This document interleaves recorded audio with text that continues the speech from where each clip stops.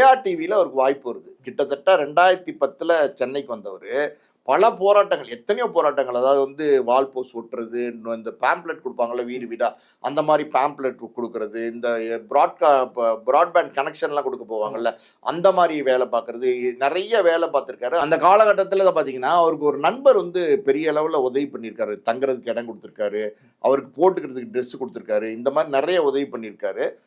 இப்படி வந்து அதாவது வந்து பெருசாக ஜெயிக்க முடியலேன்னு இருந்த காலகட்டங்களில் பார்த்தீங்கன்னா வால் போஸ்ட்லாம் ஒட்டியிருக்காரு.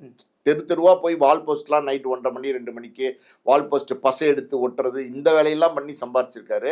அப்போ அந்த ஃப்ரெண்டு தான் சொல்லியிருக்காரு, எப்பா நீ வந்து எத்தனை நாளைக்கு வந்து இப்படி வந்து வால் போஸ்ட் ஒட்ட போகிற, நீ வந்தது வந்து ஒரு விஜி ஆகணும்னு ஆசைப்பட்டு, அதனால் அதுக்கு நீ ட்ரை பண்ணு, இதை விடு, பார்த்துக்கிறேன், நான் உனக்கு என்னென்ன தேவை இருக்கோ எல்லாமே தரேன் அப்படின்னு வந்து பல விதமான சப்போர்ட்ஸ் வந்து அவர் பண்ணியிருக்காரு.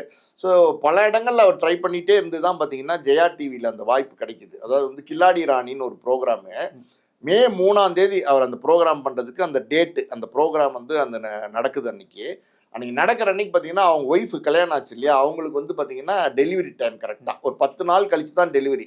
மே 13, 10 அப்படி தான் டெலிவரி டைம் சொல்லியிருந்தாங்க. ஆனால் இவர் ப்ரோக்ராம் போய் ஷோக்குள்ளே போகிறதுக்கு முன்னாடி ஒரு ஃபோன் வருது, இந்த மாதிரி பெயின் வந்து ஹாஸ்பிட்டலில் அட்மிட் பண்ணிட்டோம் அப்படின்னு மாமனார் ஃபோன் பண்ணுறாரு. இவர் கேட்டு பதட்டமாகறாரு, என்ன மாமா சொல்கிறீங்க? ஆமாம் மாப்பிள்ள, அதாவது துப்புள் கொடி சுற்றி இருக்குன்னு சொல்கிறாங்க, அதனால் கொஞ்சம் காம்ப்ளிகேட்டட்னு சொல்கிறாங்க அப்படின்னு சொல்லும்போது, இந்த ஷோ விட்டு போகிறதா இல்லை வந்து மதுரைக்கு கிளம்பி போகிறதா, இப்படி ஒரு மனநிலை ஒன்று இருக்கும்.